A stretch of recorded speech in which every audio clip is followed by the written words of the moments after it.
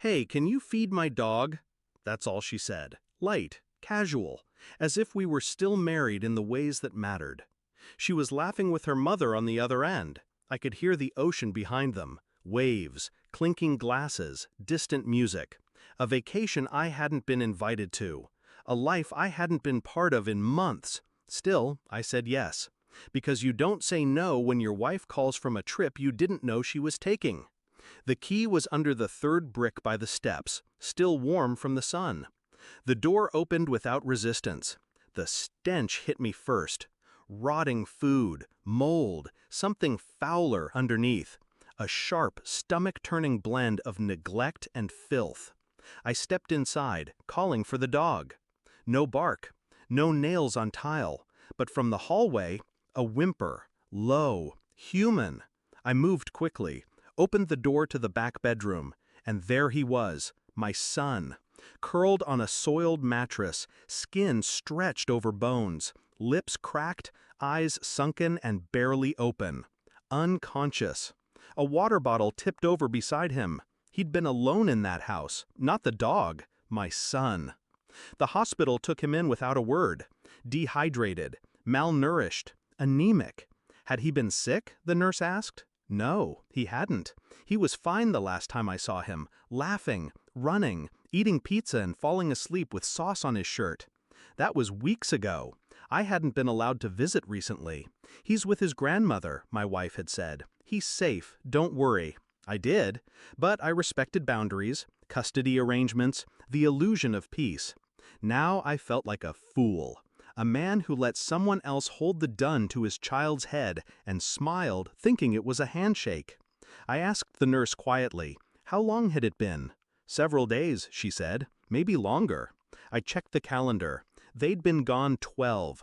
12 days of sun, sand, and cocktails, while my son was locked in a dark room, left to starve. I didn't call her, not immediately. I wanted her to enjoy her vacation. I wanted her to come home smiling, because that smile, I would need to watch it die.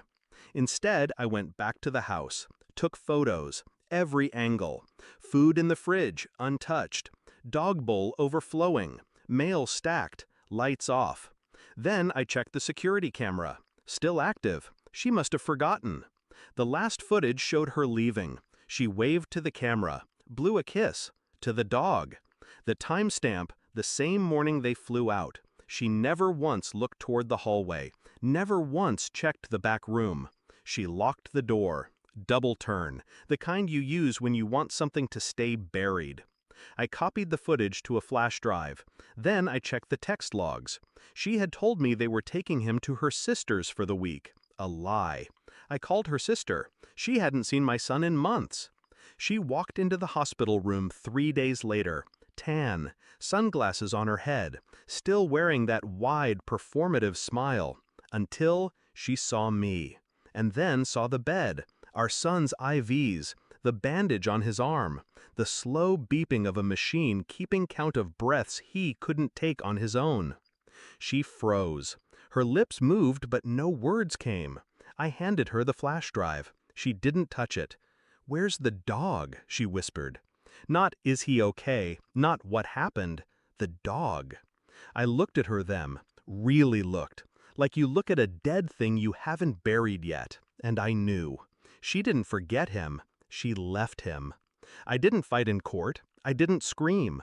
I gave the judge my evidence, the footage, the texts, the hospital reports, medical assessments, a quiet, concise affidavit.